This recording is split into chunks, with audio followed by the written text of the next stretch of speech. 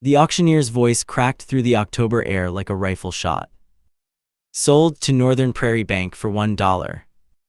$1. That's what they said Earl Braddock's Big Bud 747 was worth on the morning of October 14, 1982, in Pondera County, Montana. $1. Stamped. Signed, recorded in the Pondera County courthouse on a gray Tuesday that smelled like frozen mud and diesel smoke, and the particular kind of silence that only comes when a man's life gets auctioned off in front of his neighbors. The crowd shifted. Some looked at their boots. A few of the bankers, the ones who'd driven up from Great Falls in their clean cars, didn't bother to look away. One of them smiled. What none of them knew, not the banker, not the auctioneer, not the smiling man in the pressed shirt, was that the Big Bud 747 sitting in that frozen field was about to become the most famous tractor in the state of Montana.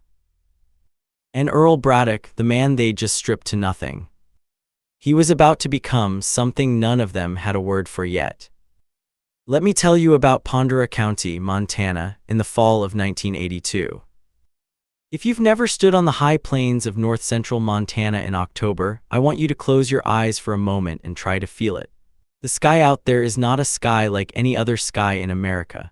It is enormous, so enormous and so empty that it makes a man feel simultaneously like he matters enormously and not at all. The horizon runs in every direction without interruption, brown fields rolling into wheat stubble rolling into pale blue nothing. And above it all, that sky, gray now, October gray, the color of old iron. The wind comes from Canada at this time of year. It doesn't announce itself. It simply arrives, flat and relentless, pushing through your coat like it has somewhere important to be and you are in its way. In 1982, Pondera County was home to about 6,400 souls, most of them farmed. Wheat, primarily hard red spring wheat, the kind that built Montana's reputation and broke Montana's farmers in roughly equal measure. The land here is not forgiving. The land here is not sentimental. The land does not care what you owe or who you owe it to. And in 1982, a lot of people owed a lot of money. The Federal Reserve had raised interest rates to fight inflation, all the way to 20.5% by June of 1981. 20%. Think about what that means for a farmer who borrowed $400,000 to buy equipment and land. Think about what that means for a man whose operating loan rolls over every spring. Think about what that means in a county where every second neighbor is already behind. Between 1981 and 1986, the United States lost more farms than at any point since the Great Depression. Montana alone watched hundreds of families walk off land their grandparents had broken by hand. This is the world Earl Braddock was standing in on that October morning. This is the world that had come to watch him fall. Let me tell you about Earl Braddock. Earl was born in 1931 in a farmhouse 2 miles northeast of Conrad, Montana, the county seat of Pondera County, which means he came into this world during the second year of the Great Depression, and spent the next 10 years of his childhood watching drought and debt hollow out everything his father had built. He remembered the grasshoppers. He told his son Jimmy once that when the grasshoppers came in 1937, they didn't just eat the crops, they ate the fence posts. The wooden ones, they ate the paint off the tractor. That detail tells you something about Earl Braddock. He remembered things precisely. He trusted what he could see and touch and measure. He distrusted anything he couldn't. By 1960, Earl had married a woman named Ruth Ann, the daughter of a Teton County rancher, and had acquired, through hard work and careful borrowing, 2,200 acres of prime dryland wheat ground north of Conrad. He wasn't rich. He wasn't flashy. He drove a 1967 Ford pickup until the frame cracked in 1979, and then he welded it himself and kept driving it. What Earl Braddock was a mechanic of extraordinary, almost obsessive skill. He had learned to read machinery the way other men read faces. He could hear a bearing going bad 3 weeks before it went bad. He could diagnose a hydraulic leak by the smell of the fluid. He kept a shop behind his house that was cleaner and better organized than most people's kitchens, and in that shop he had rebuilt, at various points, 2 diesel engines, a grain elevator leg, and a 1952 Minneapolis Moline combine that the dealer had told him was beyond saving. In 1977, Earl Braddock did something that everyone, and I mean everyone, in Pondera County thought was insane. He bought a Big Bud 747. Now, if you don't know what a Big Bud 747 is, I need you to understand that this machine exists at the very edge of what human beings have built in the name of farming. The Big Bud 747 was manufactured by the Northern Manufacturing Company in Havre, Montana, about 120 miles east of Conrad, beginning in 1977. It weighed in at 100,000 pounds. 100,000 pounds. It stood nearly 14 feet tall. Its tires alone, 4 of them, rear duals, were 8 feet in diameter. It produced 760 horsepower from a Detroit diesel 16 V92T engine. A single pass across a field in that machine covered 80 feet of ground. Only one was ever built. Earl Braddock paid $300,000 for it, a staggering sum in 1977, the kind of number that makes men go quiet at the feed store when they hear it. He took out a loan. He was certain, absolutely certain, he could retire in 10 years. He was wrong about the timeline. He was right about everything else. Let me introduce you to Gerald Fowler. Gerald Fowler was, in the fall of 1982, the branch manager of Northern Prairie Bank in Conrad, Montana. He was 44 years old. He'd grown up in Great Falls, and he had arrived in Conrad in 1975 with a finance degree from the University of Montana and a certainty about how farming worked that was entirely theoretical. Gerald Fowler had never grown a thing in his life. He drove a 1981 GMC Suburban White, which stayed white because he ran it through the Conrad Texaco wash every Saturday morning without exception. He wore press shirts to work, always with a bolo tie, and he kept a framed photograph on his desk not of his family, but of himself shaking hands with the lieutenant governor at a banking conference in Billings in 1979. He displayed this prominently. Gerald Fowler was not a cruel man in any dramatic, mustache-twirling sense of the word. He was something more ordinary and in some ways more dangerous. He was a man of complete certainty who had never been seriously wrong about anything he considered important, and that certainty had curdled over time into a casual arrogance that he himself could not see.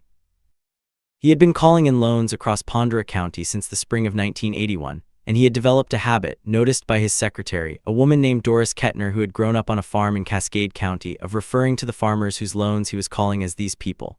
Not unkindly, just as a category, these people, as though their lives were a class of problem rather than a collection of stories.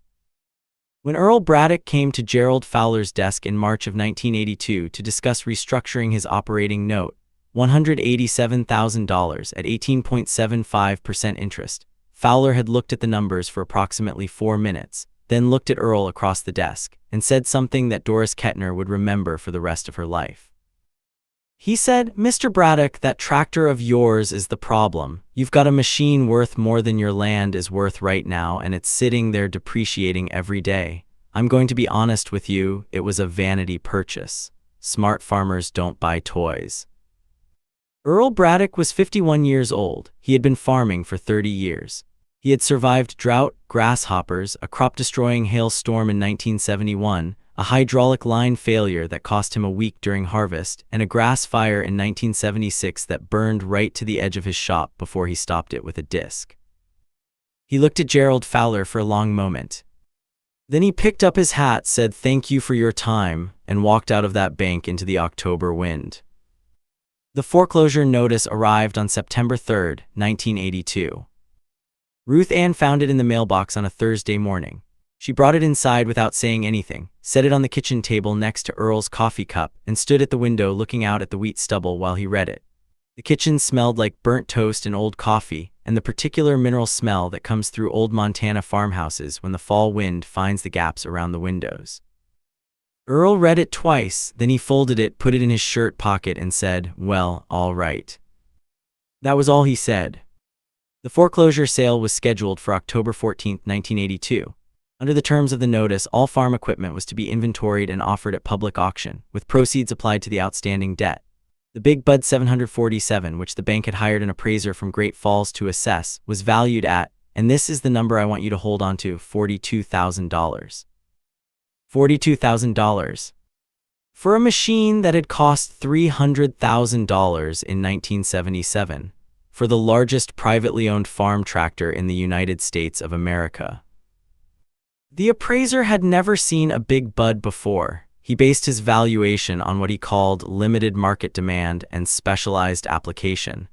What he meant, in plain English, was, who in the world is going to buy this thing? Gerald Fowler presented the appraisal at a meeting with Earl and Earl's attorney, a man named Hal Vickers who had driven up from Great Falls on September 22nd. He laid the sheet on the table and pushed it across with 2 fingers, the way you'd push a piece of paper you didn't want to touch. "The machine has no practical value in today's market," Fowler said. "We'll list it at 42, but I'll be honest, I expect it'll go for scrap weight." Hal Vickers started to respond, but Earl put a hand on his arm. "What's scrap weight?" Earl asked. Fowler checked a note. "Steel's running about 4 cents a pound. Machine weighs around 100,000 pounds, so," he worked the math, "$4,000, give or take." Earl nodded slowly, then he said very quietly, "That machine turned 40,000 acres last season, Mr. Fowler, in 9 days. Fowler smiled, not a mean smile, just the smile of a man who has already decided how a story ends. "And that's exactly the problem, Mr. Braddock. Nobody around here has 40,000 acres. Let me pause here and ask you something. Have you ever watched someone dismiss what you've built, just wave their hand at it like it doesn't exist? Like your years of knowledge and sacrifice are a liability rather than an asset? Hold that feeling, because what happens next is about more than a tractor." The auction drew a bigger crowd than anyone expected.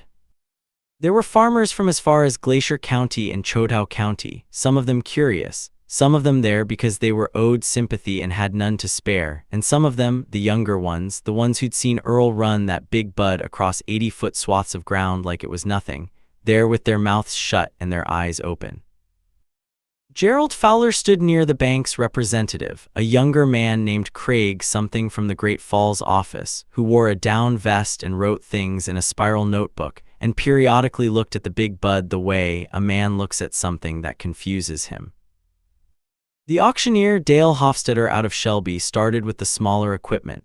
An IH-1066, a set of cultivators, a grain cart. Things went for less than they were worth, everything went for less than it was worth. The crowd didn't have money. That was the nature of 1982 in Pondera County.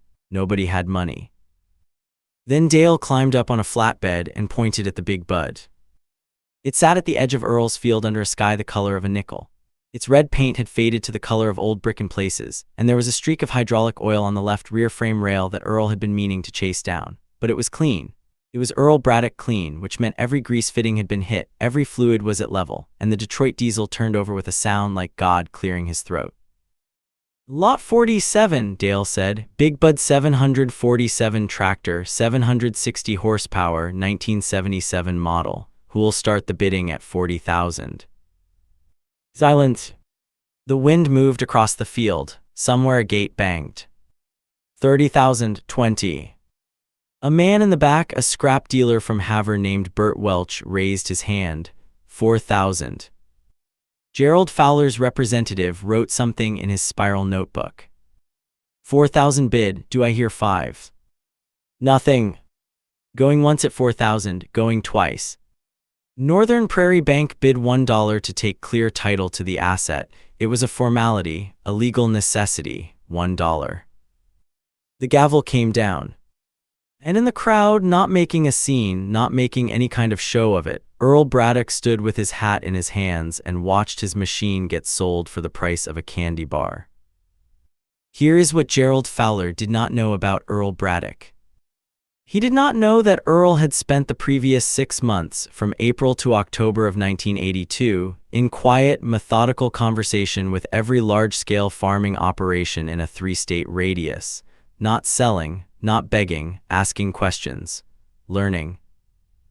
He did not know that Earl had driven to Fargo, North Dakota in June of 1982 in that welded Ford pickup, and spent 2 days with a farm manager named Hollis Bergstrom, who was running 80,000 acres of contract ground in the Red River Valley, and that Hollis had told him something that Earl had written down on a paper napkin and kept in his shirt pocket for 4 months. The future of this business is scale and custom work. One machine run right can work more ground in a season than 10 machines run wrong. The man who owns the capacity owns the market.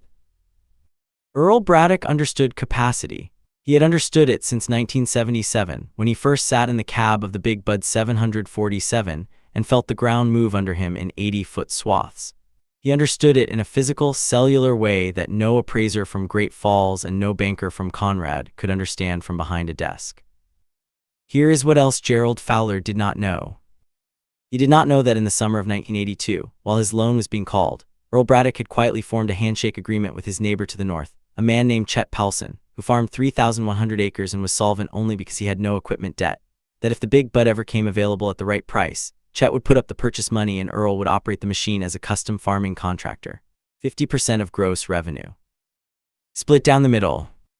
He did not know that Earl had letters, actual written letters, carbon copies, stored in a manila folder in Chet Pelson's barn, from 7 farming operations across Montana and into North Dakota, each one expressing interest in hearing Earl Braddock to plow, plant, or harvest their ground with a machine that could cover 80 feet per pass at sustained speed.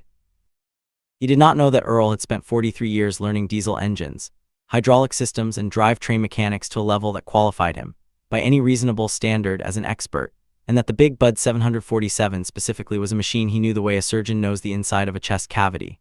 Every seal, every clearance, every quirk. He knew which fuel filter had a tendency to restrict at low temperatures and how to address it.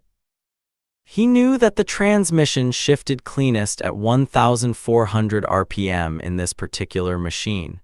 He knew the sound the Detroit diesel made when it was happy and the sound it made when it was lying. He knew that the machine Northern Prairie Bank had just bought for $1 and was about to sell to a scrap dealer for $4,000 was, in the right hands, a revenue-generating instrument of nearly unimaginable efficiency. And he knew one more thing. He knew that Gerald Fowler's bank was now legally required to offer that asset for public sale before disposing of it. He knew, because Hal Vickers had told him, that if a legitimate offer came in within 30 days of the foreclosure, the bank had certain obligations. On October 19, 1982, 5 days after the foreclosure auction, Chet Pelson walked into Northern Prairie Bank in Conrad, Montana, and placed on Gerald Fowler's desk a certified check for $6,500 and a written offer to purchase the Big Bud 747 as is, in place, from Northern Prairie Bank. Fowler looked at the check. He looked at Chet Pelson. He said, "Mr. Pelson, the bank has already received an offer for $4,000 from a recycling concern in Havre." Chet said, "My offer is $6,500, that's a better offer." Fowler paused, conferred with someone by phone, came back. And because the law in Montana at the time and the bank's own policies required them to accept the superior offer, Gerald Fowler signed the paperwork. The Big Bud 747 was sold to Chet Pelson for $6,500 on October 21, 1982. That same afternoon, Earl Braddock signed a 5-year operating agreement with Chet Pelson for the custom operation of the machine. Earl Braddock had just gotten his tractor back for $6,500. And the clock started.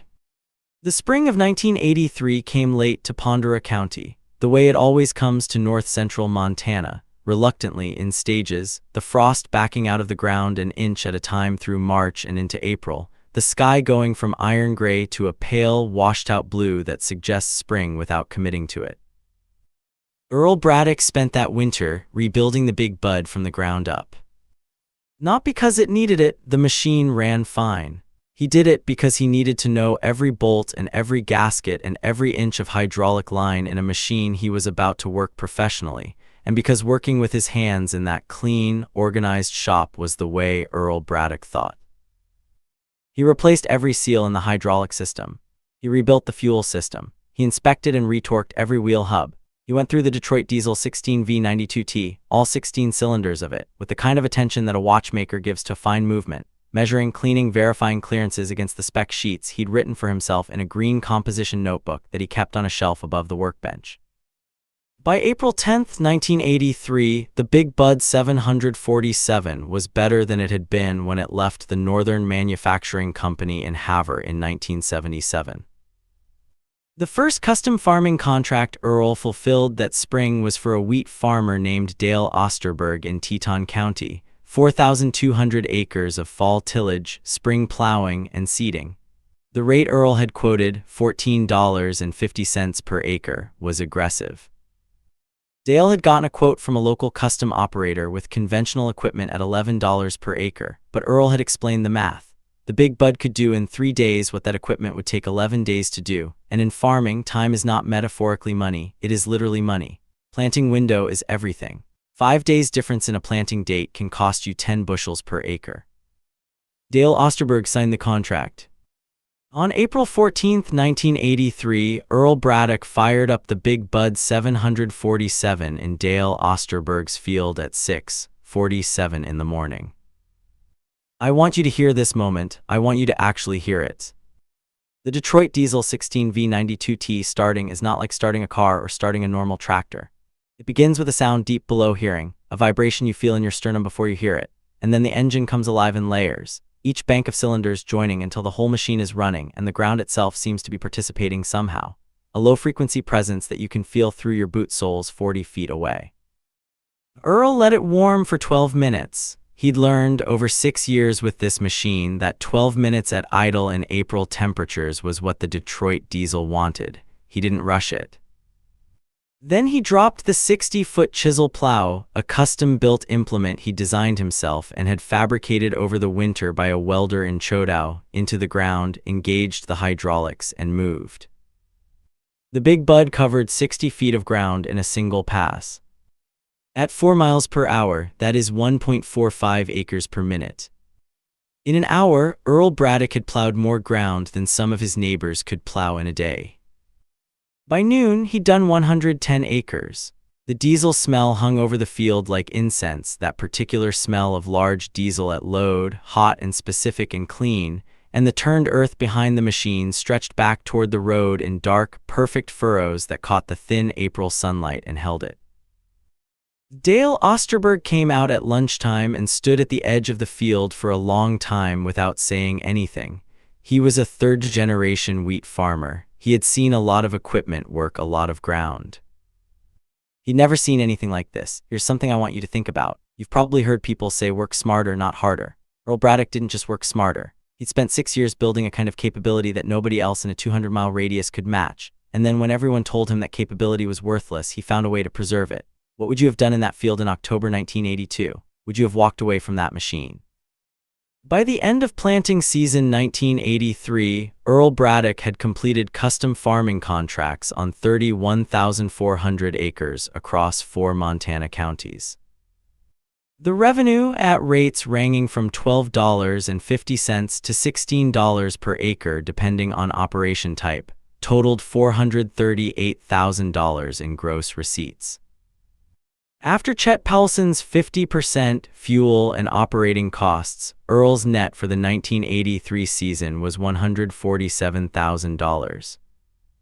He had earned more in one growing season than his entire farm had ever netted him in a single year. He called his son Jimmy from a payphone outside the Cenex in Conrad on a June evening in 1983, the air smelling of grain, dust, and new wheat, and told him the numbers. Jimmy was 22 years old, working construction in Missoula. Jimmy drove home 2 weeks later. He never went back to Missoula. Word travels in a small county. It travels at the feed store and at the coffee counter at the Conrad Cafe and at the Cenex and at the implement dealer and at, yes, the bank. By the fall of 1983, Gerald Fowler had heard the numbers. He'd heard them from 3 or 4 different sources, each time slightly different, each time trending larger. He didn't entirely believe them, but he started paying attention. The fall of 1984 is when the silence happened. Earl Braddock and Chet Paulson had, by this point, bought back the original Braddock land, the 2,200 acres, at a foreclosure price of $180 per acre from the Resolution Trust that had acquired it, using operating revenue from the Big Bud contracts. They had also added a second piece of ground, 800 acres east of Conrad, at a similar distressed price.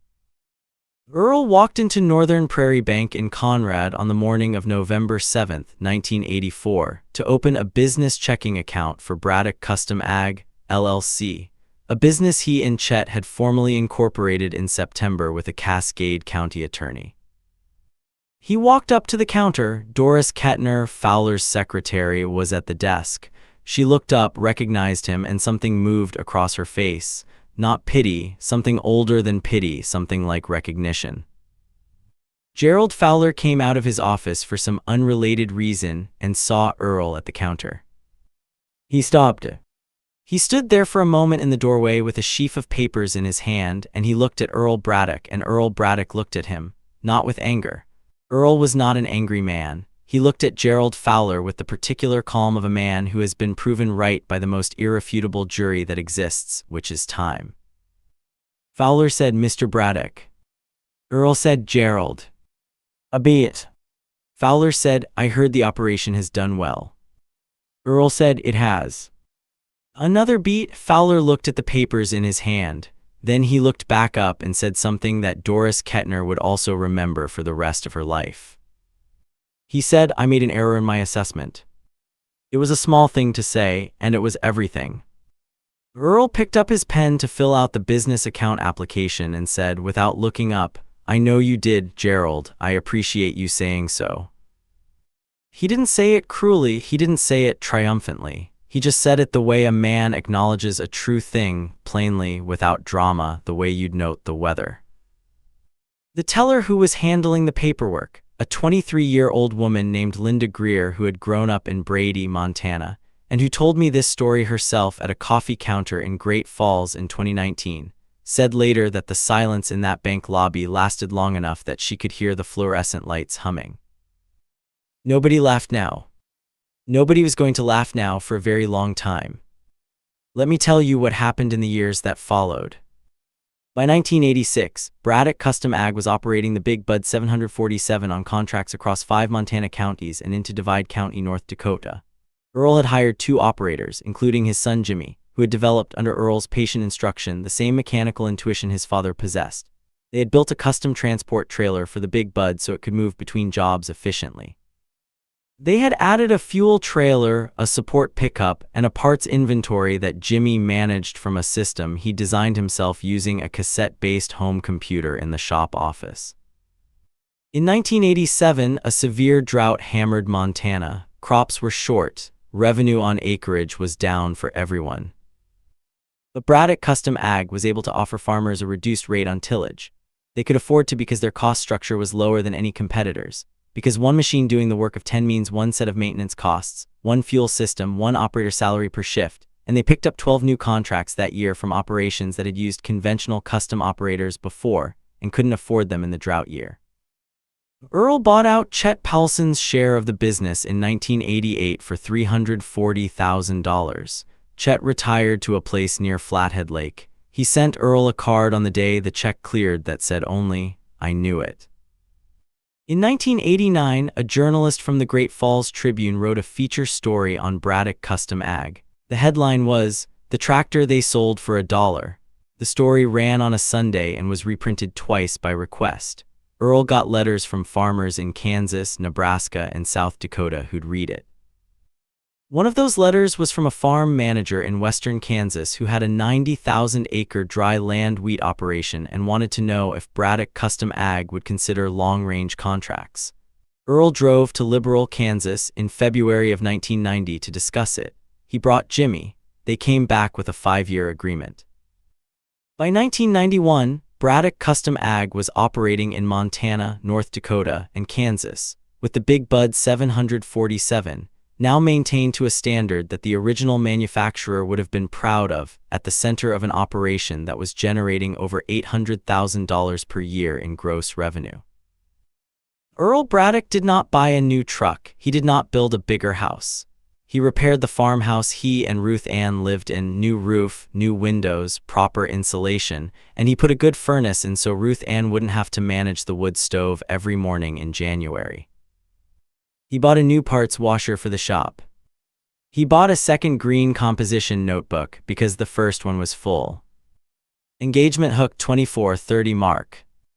Let me ask you this. Earl Braddock had every reason by 1991 to build something grand and visible, to show people what he'd done to make Gerald Fowler's assessment of him, vanity purchase, look foolish in the most public way possible. He didn't. Why do you think that was? What does that tell us about where his confidence actually came from? Gerald Fowler left Northern Prairie Bank in 1986. The bank was acquired by a larger regional institution out of Billings, and Fowler was, as they said at the time, transitioned out of his role. He moved back to Great Falls and took a position with a mortgage brokerage. He was not a bad man, I want to be clear about that. He was a man who had confused the limits of his knowledge with the limits of possibility. and that confusion had cost some people a great deal. It was not unique to him. It was a widespread condition in the agricultural lending business in the 1980s, and it destroyed tens of thousands of farm families across the Great Plains. Earl Braddock's farm was not the only one saved by ingenuity and a willingness to look for a third option when the first two were closed, but it might be the most dramatic example in the state of Montana. Doris Kettner, Fowler's secretary, who had grown up on that farm in Cascade County and who had sat quietly behind her desk and watched Earl Braddock get stripped down to nothing on a paper form, sent a card to Earl and Ruth Ann in December of 1985. The card said, "I thought you should know that not everyone in that bank agreed with how things went. I never said so at the time, and I've always regretted it. I am glad you found your way." Earl kept that card. It was in the green composition notebook, tucked between the pages.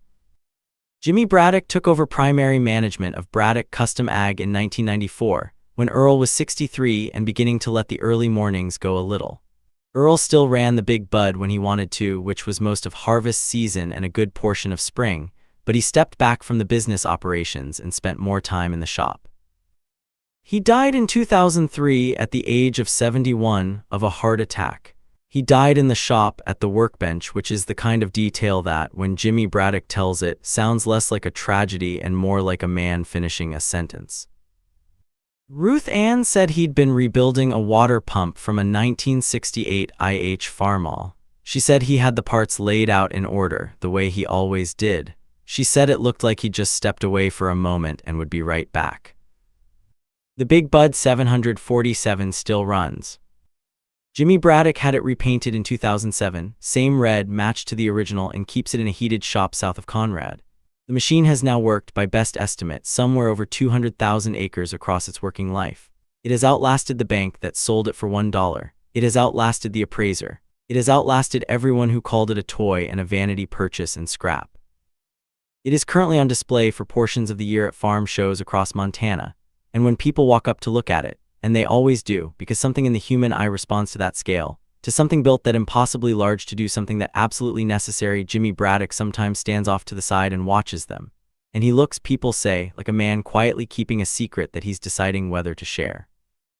Let me close with something Earl Braddock said to a young farmer who called him in 1990 after the Tribune article ran. The young farmer, his name isn't important, was facing something similar to what Earl had faced.